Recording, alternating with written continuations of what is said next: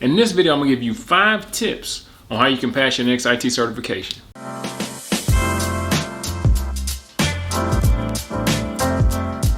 Hey gang, it's Ron from ITMasterKey.com, and it's my job to help each and every one of you guys get certified. So if you're watching this video, you're probably interested in getting some IT certifications. I'm gonna give you a pat on the back. Good job, you're in the right place. When it comes to any test, any exam, you may have anxiety, and you may just not know what the hell to do, what to study, who to listen to, so on and so forth. So let me give you 5 little tips that can help you pass your next certification. So the first thing you need to do is stay informed and do your research.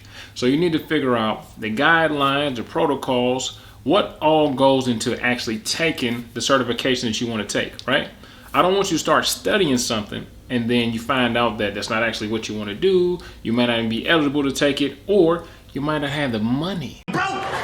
You wouldn't believe how many people actually study for months and months just to find out that they can't even afford the damn test, or that they're not even qualified or eligible to take the test, right? So make sure that you actually do your research, figure out if there's any prerequisites, figure out if the exam actually costs something that's inside of your budget, figure out what you need to do to get ready for the exam, right? Not even the study part, but actually before you even start studying, make sure that you're eligible to take the exam. So like I said, do your research, make sure that you're within all the guidelines, and then the actual testing part, right? Make sure that you have a machine that's compatible. Make sure that if you want to take it at home, make sure if you want to take it at home, that you can actually take it at home. Make sure that if you have to go to a testing center, that test or that exam is available at testing sites near your home or somewhere near your city. Next thing you want to do before you actually start to study is try to figure out what's on the actual exam. Now, you're not going to be able to figure out the damn questions that's on the exam, but you need to at least figure out what topics are going to be covered, because you don't want to be studying a bunch of stuff that's not even going to be on the actual exam.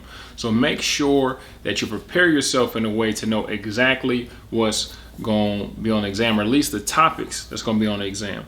So no matter what exam that you're taking, most times they'll have some kind of objectives or topics list, or somewhere that you can actually research and look and see, oh, this was going to actually be on the exam, right? I need to study these topics, or look up this stuff, these acronyms, so on and so forth, no matter what exam you're taking, right? So for example, the students in the Zero to IT Hero program are taking a bunch of CompTIA certifications, right? So when they rock through the CompTIA certifications, I'll give them the objectives from the actual exams, right? And then the training actually goes off of those objectives just to make sure that we don't miss anything and nothing is lost in translation. So whatever certification you're going after, if you're in the Zero to IT Hero program, which is getting people certified as we speak, that's great. I'm proud of you. Your mama proud of you. But if you're taking another program, or if you're studying and doing this on your own, you need to make sure that you have something that's actually going over the topics of the actual exam that you're taking. And a lot of times, one of the most important things is that you want to look at the breakdown, right? The percentages.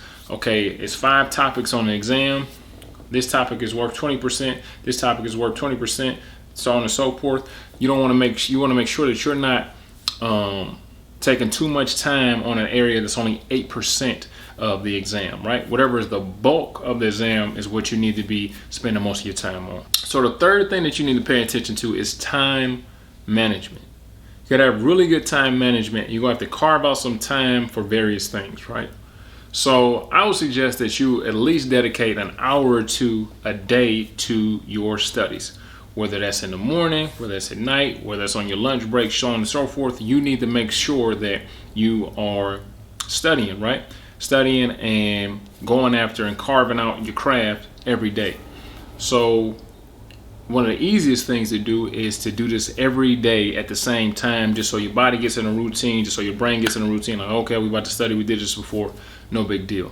Another thing you need to do is carve out time management when you got done studying, when you feel ready to actually take the exam, right? Make sure that if you're taking the exam online, make sure that you don't prepare for the actual exam right before you're about to take the exam. For example, the students in the Zero to IT Hero program, I tell them to try and set up their stuff at least 30 minutes before the exam.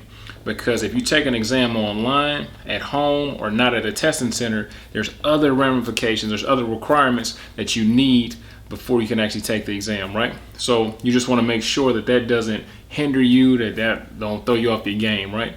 Because when you're actually at home and not at a testing center, they'll do things like tell you to clean off your desk. They'll tell you to look around the room. So you have to pick up the camera, pick up your laptop, pick whatever you're taking that has a camera on it and actually survey the room. They'll tell you to turn off the music. They'll tell you to tell the other person in the room to be quiet. They'll tell you to hold your license or your ID up to the screen, and then the damn ID don't get in focus, and you get nervous and you get upset, and you don't want to be pissed off right before you're about to take the exam, right? So just make sure that you have really good time management.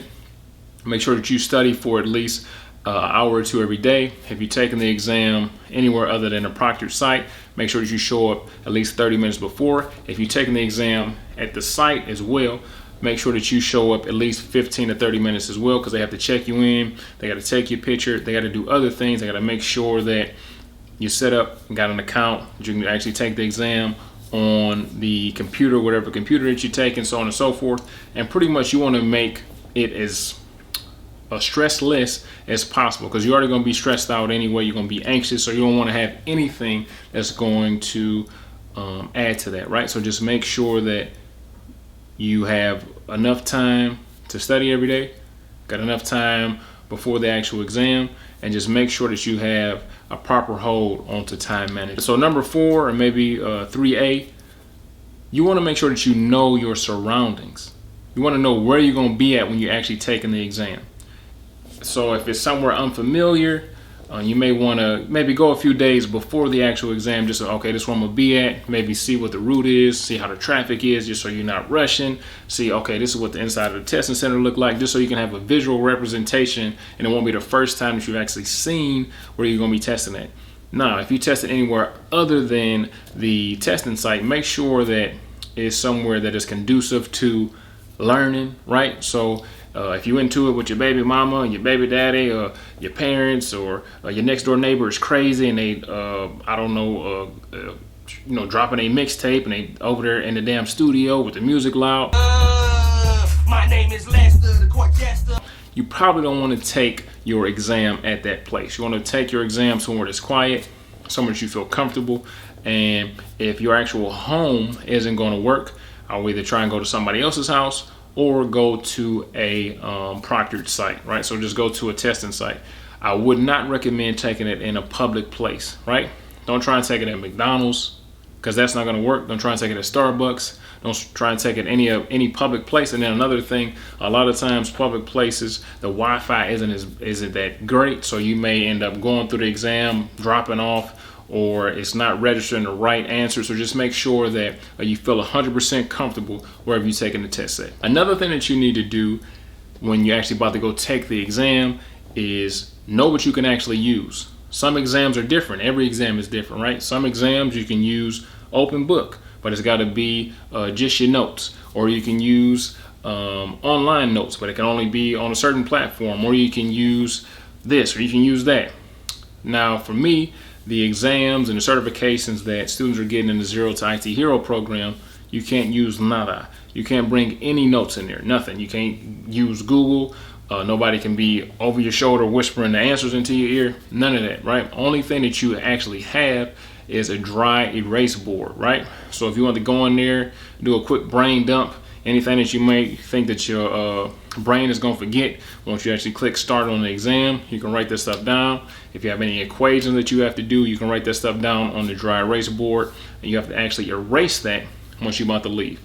So that was my last tip. Here's a couple more tips for you.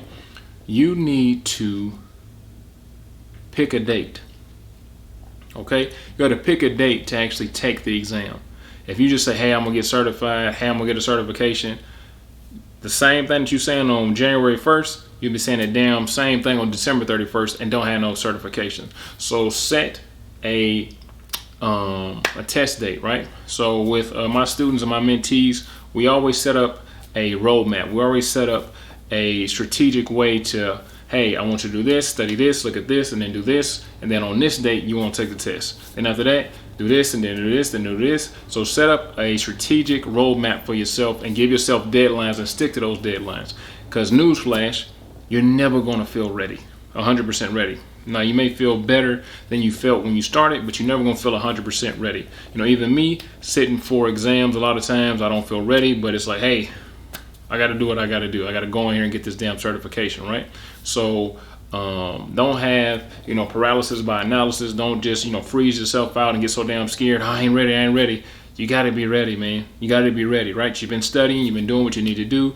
If you're one of my students, we done gave you every damn thing that you need. Just go in there and take the damn test. That's all you got to do. Just go take the test.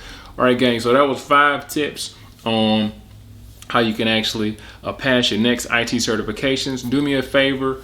In the description below is my last video that I dropped, and it can be helpful as well in your IT certification journey. Make sure you like this video. Make sure that you subscribe. And other than that, I'll see you in class.